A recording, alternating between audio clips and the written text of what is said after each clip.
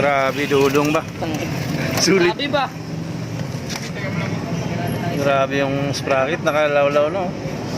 Yung ngipin niya, wala na. Sulit na sulit na. Oh. Grabe to. Nakapatong na lang. Okay.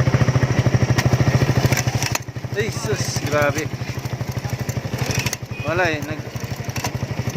Alaws pa, wala pang budget. Tsaga-tsaga lang muna.